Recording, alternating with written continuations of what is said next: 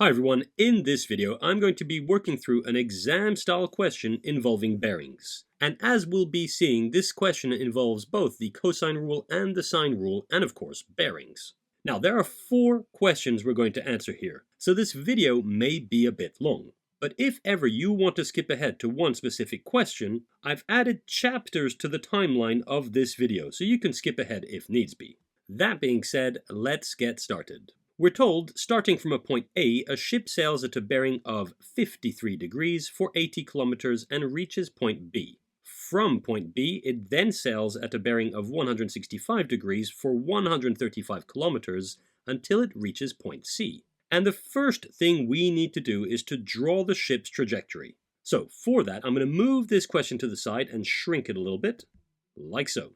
And so we're answering the first question, question 1. In this first question, we need to draw the ship's trajectory. And I'll go ahead and say that even if we hadn't been asked to do this, we should always try and illustrate any bearing problem we're given, because being able to visualize the problem really does help when solving it. To draw this ship's trajectory, I start at any point I want on my page. Remember, the ship starts at a point A, so I'll go ahead and just say that's right here. That's my point A. Now, from A, the ship sails at a bearing of 53 degrees for 80 kilometers. And to draw that, at point A, I draw my northern line. That's the arrow pointing up north, and I'll just label that capital N for north. And if I had a protractor, I would go ahead and measure a 53-degree angle going clockwise from north to then draw my 80-kilometer line.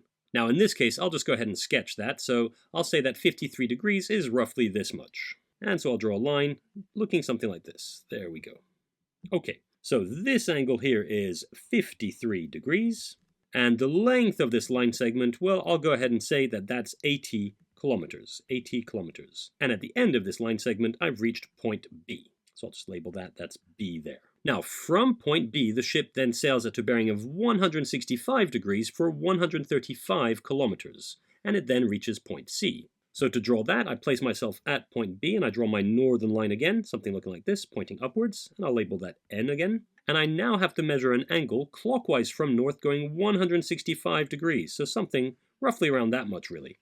And I draw my line segment looking something like this. There we go. So this angle here is 165 degrees. Remember, that was measured clockwise. And this line segment, well, that would be 135 kilometers. And at the end of it, we have point C. Okay, so that's my first question done. I've drawn the trajectory that the ship follows. And I move on to question 2. Now in question 2, we're asked, what is the bearing of point B from point C? Well, let's see, we know that the bearing of point C from point B is 165 degrees. But the bearing of point B from point C, well, that would be a little different. Indeed, to illustrate it, let me draw my northern line at point C. So that's this line here, and I'll label that N again. The bearing of point B from point C is the angle measured clockwise from north, going all the way around, back to the line segment BC. So that's that angle there. And to find what this angle is, I'm going to go ahead and extend this line segment. And I do that like this. I just add a few dots here. There we go. And I use the fact that this northern line and this northern line are parallel to then state that this 165-degree angle and this angle right here are corresponding and equal angles. So this angle has to be 165 degrees. And to find the bearing, all I have to do now is add 180 degrees, since the angles along this line have to add up to 180 degrees. So I add this 180-degree angle right here. And I can state that the bearing of B from C is 2 dots, 165 plus 180, and those are degrees, which equals to 345 degrees. Done. I now move on to question 3. Now in question 3, we're told, rounding your answer to 1 decimal place, find the direct distance from A to C. And so that's this line segment right here. There we go. And for my working, rather than calling this line segment AC, I'll go ahead and call it X. Now to find X, the first thing really is to notice that what we're dealing with here is a non-right angle triangle. And so to find this side length, we're either going to be using the cosine rule or the sine rule. And looking at this triangle here, well, we have the other 2 side lengths, 80 and 135. And using our knowledge of angles, it definitely seems like we could find the angle in between them, which tells us that we would use the cosine rule. Indeed, if we have the other two side lengths and the angle between them, we can use the cosine rule to find this side length x. So let's go ahead and find this angle. Now, rather than finding this angle directly, I'll go ahead and find this angle here. Once I have it, I'll then be able to subtract that angle, as well as this one, 165, from 360, and I'll be left with the angle I'm trying to find. And to find this angle, I'm going to use my knowledge of corresponding angles again. And here's the idea. If I extend this line segment, again with dotted lines, and I'll do that at the bottom here, there we go, then I notice that this angle and this angle are corresponding and equal angles. Indeed, I'll have the same angle here as I do right here. And this angle would be 180 minus 53. And I'll just write that here. That's 180 minus 53. And by all means check, but that's equal to 127 degrees. So the angle at the top here is 127 degrees. The interior angle of the triangle will therefore be 360 minus 127, that's 127, minus 165. And I'll just write that, that's minus 165. And by all means check, but that's equal to 68 degrees. And so I can add that to my triangle here, that's 68 degrees. Finally, now that I have this interior angle, to find the unknown side length x, I can use the cosine rule to state that x squared equals to 80 squared plus 135 squared minus 2 times 80 times 135 times cosine of the angle we just found, so that's 68 degrees. Now, calculating all of this would give me the value of x squared, and so to find x, I place all of that under a large square root. There we go. So that's x equals to the square root of 80 squared plus 135 squared minus 2 times 80 times 135 times cosine of 68. And by all means check, but with my calculator and rounding to one decimal place, I find that x is equal to 128.6 kilometers. And that's the answer.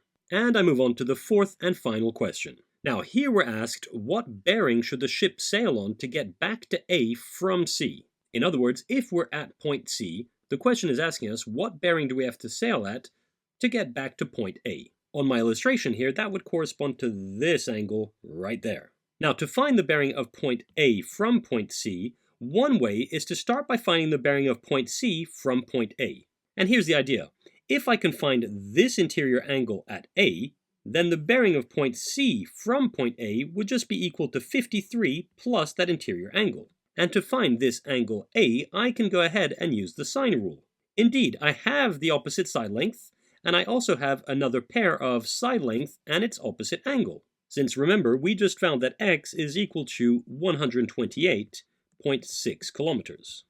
So I can go ahead and state that sine of the interior angle at A over its opposite side length, so 135, has to equal to sine of 68 over its opposite side length, so that's 128.6. Rearranging that, I find that sine of A is equal to 135 times sine of 68 over 128.6. And finally, using arc sine or the inverse sine, I can state that angle A is equal to the inverse sine of 135 times sine of 68 over 128.6.